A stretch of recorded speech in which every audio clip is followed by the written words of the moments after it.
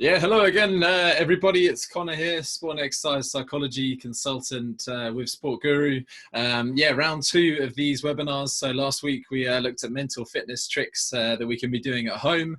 This one I'm going to open it more up to the general theme of athletic identity. So it's going to have aspects of some well-being. It's going to have a bit more sort of education and some practical applications, as well as a really cool story on athletic identity from one of my pals in the South Pacific. So yeah, cheers for sort of tuning into this one, and yeah, I hope everybody is well, healthy, and staying as active as we can in these yeah, tricky times. But yeah, thanks for joining in. This one's on Zoom.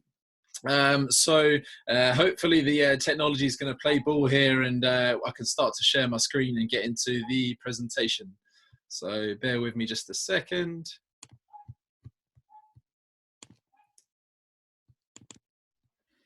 Okay, awesome. So that should be sharing. Yeah, so we've got athletic identity. Obviously here, I'm just going to minimize myself so you can see the presentation.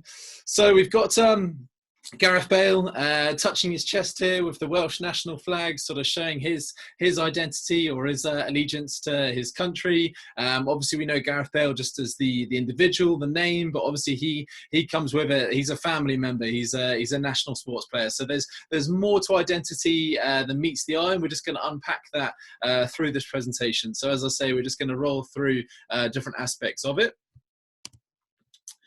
So we're going to have some definitions of athletic identity. So one more traditional and then a sort of modern interpretation of this. We're also going to look at athletic identity within the research a little bit. So how this can be applied to aspects such as injury, even racial identity, and career end or termination. We're going to look at some sort of characteristics of healthy and unhealthy athletic identities, and start to make a few parallels to those characteristics or traits and our characteristics in COVID-19 as well, and then the implications of athletic identity for this this current environment that we're in, and hopefully some practical applications within that section. There's going to be an exercise as well on identity and branding, and then we're going to finish off with the story and some power quotes as well from Andre Agassi and Herminia Ibarra, organizational psychologist. So yeah, we're going to get right into it, and hopefully all of you gain some good value from this one. So okay, so some definitions. This one was it's probably more of the underpinning definition of athletic identity. So this is from Brewer, Van Raut and Linda. They said that throughout their life, most athletes will gain some sense of an athletic identity, but the strength of that identity depends on multiple factors. Athletic identity has been identified as the degree of strength and exclusivity to which a person identifies with the athletic role. So it's the degree to which yourself or your personness is aligned to the role of athlete. So it's not aligned to the role of the funny person in the pub or the person who's good at the family quiz. This is exclusive to your role within the sport and exercise setting. How strongly you're associated with this. So it could be how influenced you are by winning or losing. It could also be how much you are associated to your position or your role within a team. And now we've got a more recent interpretation of this. It says that identity also serves as a cognitive structure, so a way that we think, that influences coping strategies, interpreting information, and inspiring our own behavior that, again, aligns with the athletic role. So this by Geert and Steenfeldt basically progresses it even further still. Into the idea that identity encompasses all aspects of our being. So it could be the way that we cope, again, in different situations, exclusive to sport and exercise. Could be the way that we think and we act on the pitch, the course again. It could be the way that we process information. We could process loss or wins, the way we process setback, but also just our behaviors in general as well. So talking about it more is the idea of, the athletic role, and we've got the recent spin on that as well. Okay, moving on from there.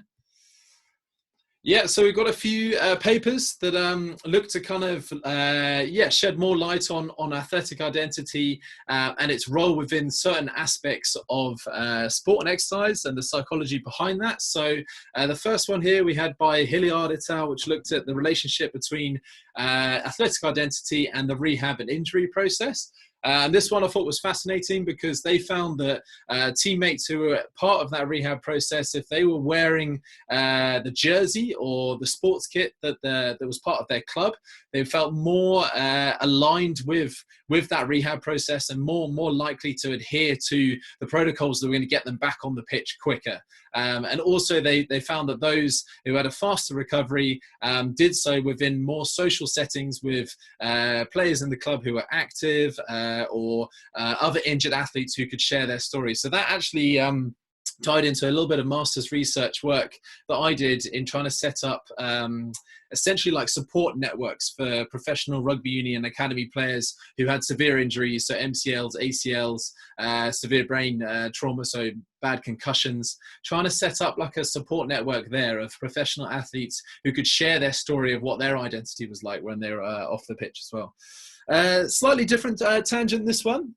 So diamonds in the rough, this one's more about your athletic identity and your racial identity. So this was done on some US college athletes who found that when they were continually reinforcing their athletic identity, they found that they were disconnected from their racial identity or their cultural identity. So that sort of pillar or that source of motivation that they had before became a bit more diminished when they became more associated with that kind of self-consuming role of identity.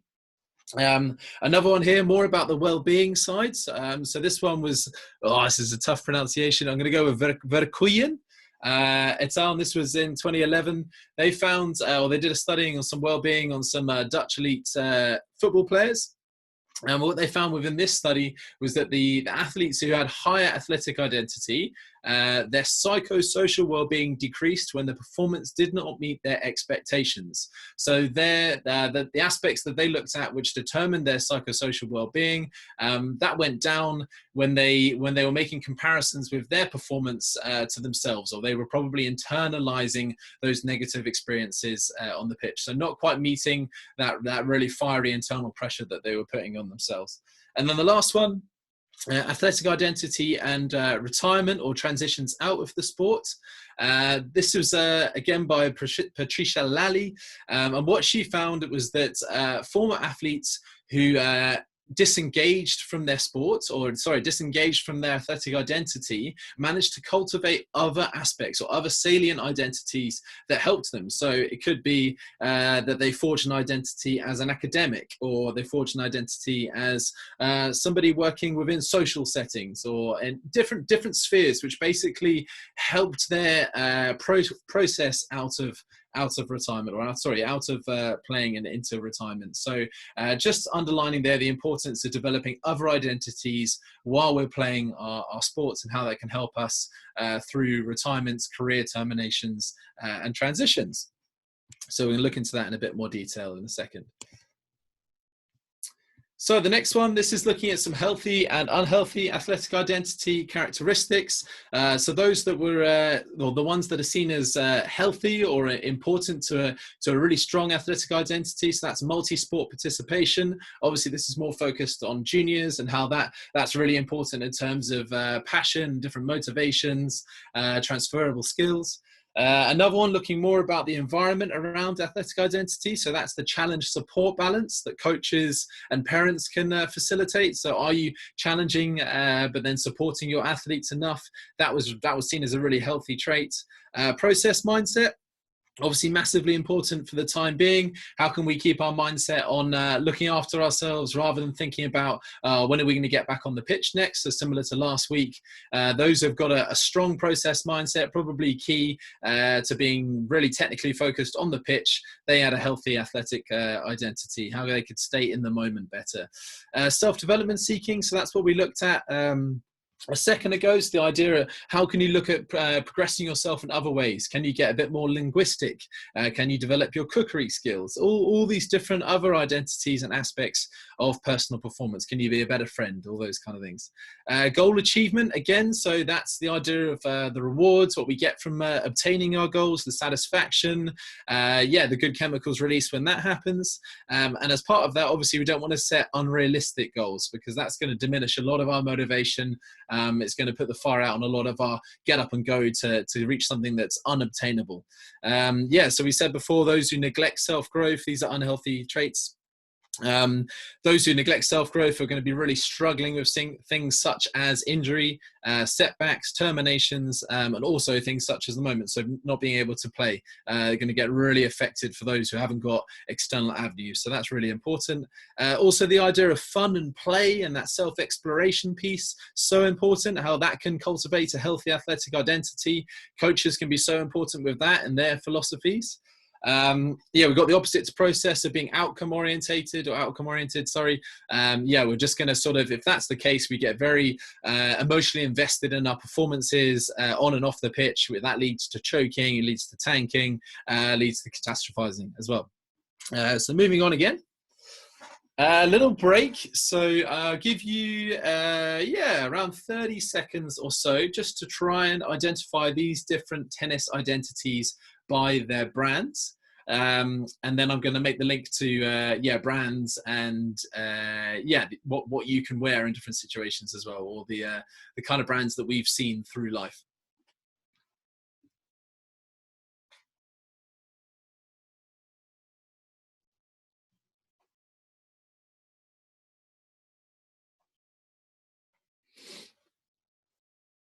Okay, so some of you probably had a little crack at that. So I'll go left to right. So obviously we've got Roger Federer on the left-hand side.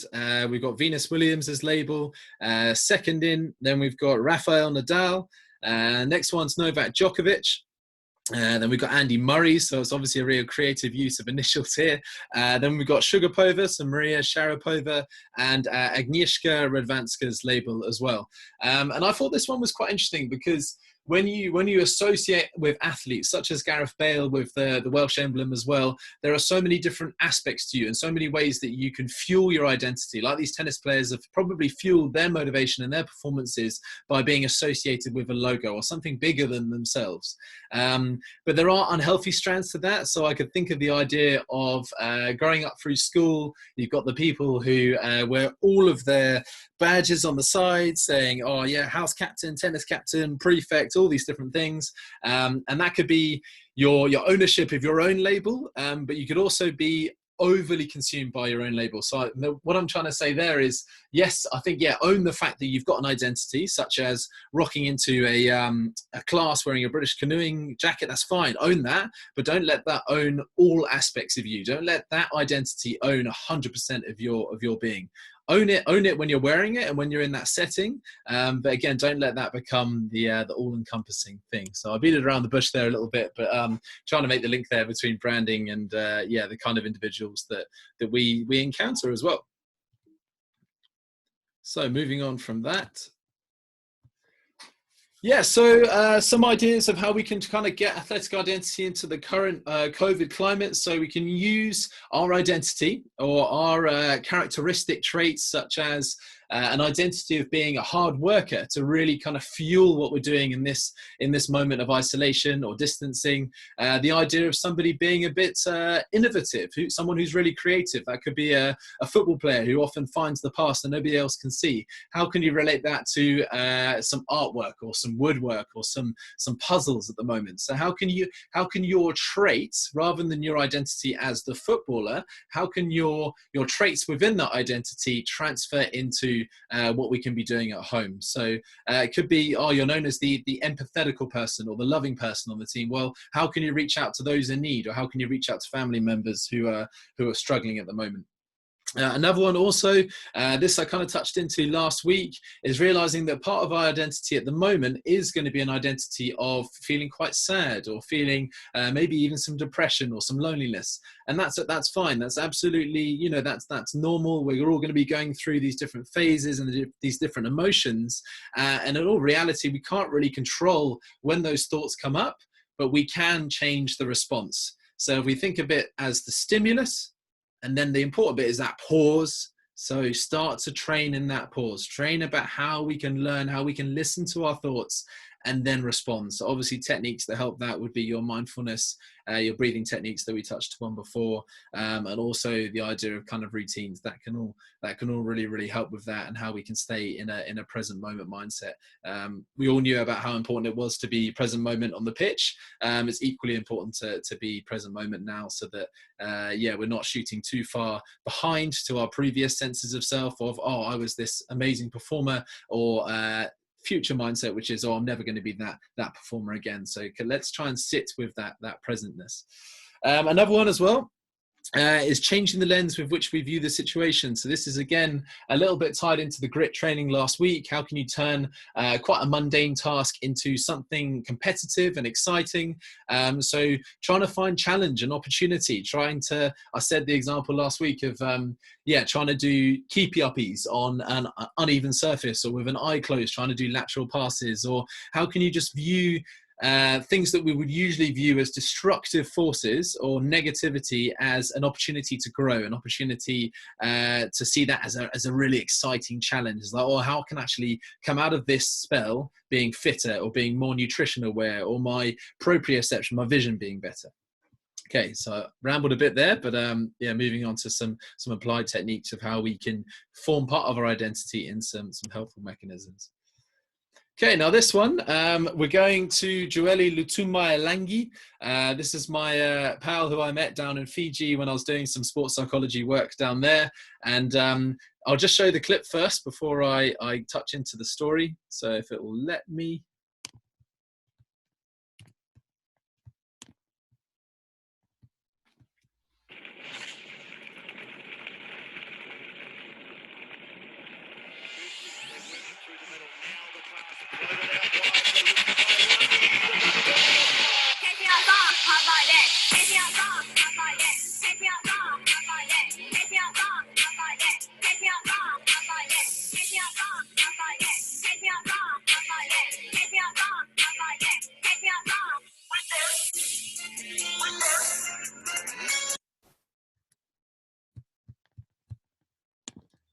Okay, yeah, so I thought I enjoyed the Kenyans dancing in the air just to rub the salt in there. Oh, hang on, that's playing again. Sorry, let me just exit that video.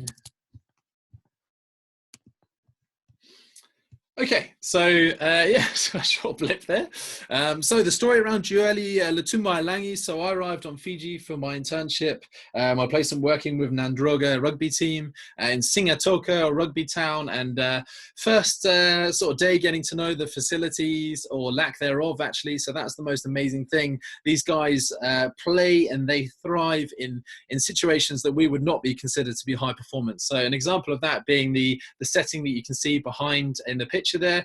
So although the paintwork was nice, that gym was about as basic as I've ever seen for a high performance rugby environment. There's certainly no Virgin Active equipment in there. That was just a couple of barbells. I think there was a jump box, there were some ropes, and I bumped into this guy in there.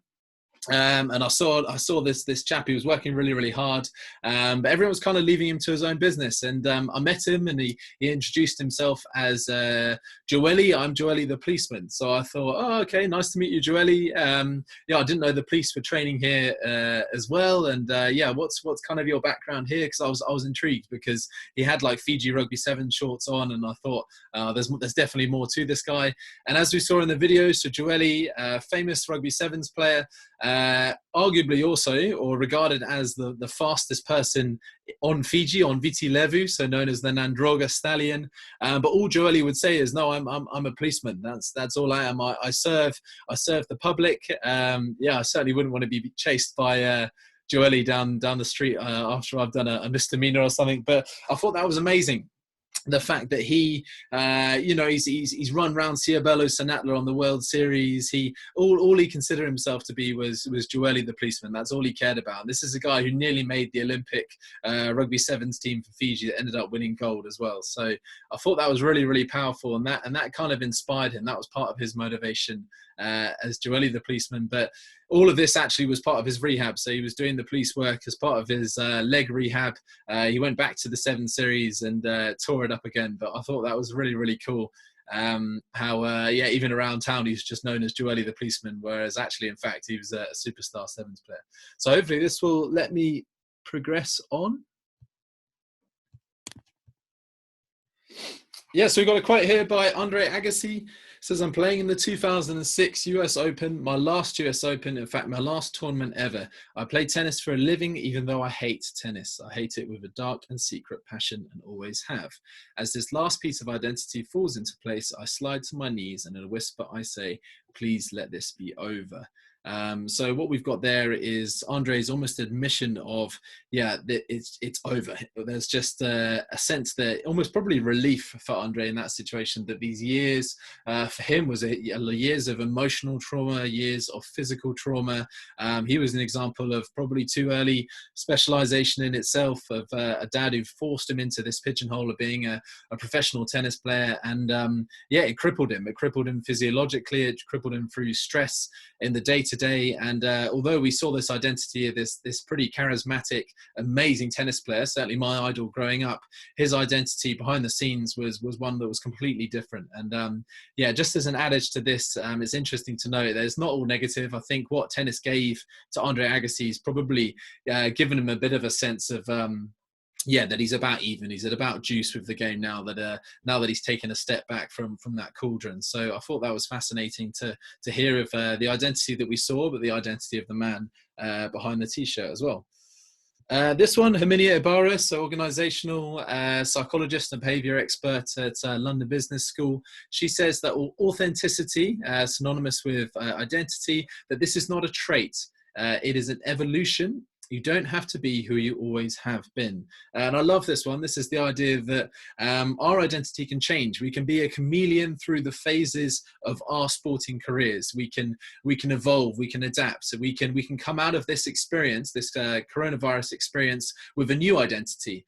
Hopefully that's going to be identity of someone who's been creative, or someone who's been empathetic, someone who's been social, someone who's developed other aspects of themselves, of their identity. But it could obviously be negative as well. We could come out of this being someone who dwells on setbacks a little bit more, somebody who gets upset by loss even greater. But hopefully through this we realize that we can put on different jerseys as we go, different shirts, and we can really embody that as we go along. So I thought that was quite poignant. And cheers for tuning into this one. Next week, we're looking at controlling the controllables. So I'm going to actually tap into another story or anecdote that I had from my time on Viti Levu on Fiji, on how I got the players controlling the controllables through their different identities. So the ideas of some of these guys being fishermen or deep divers or pig hunters, and how I got them to think about their minds through the stories of them outside of rugby, which was quite an interesting journey.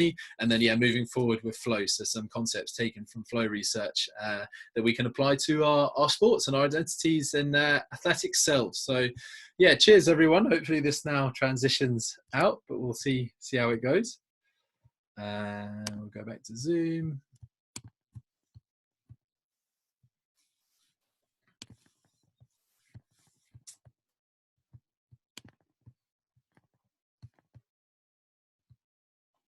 Okay.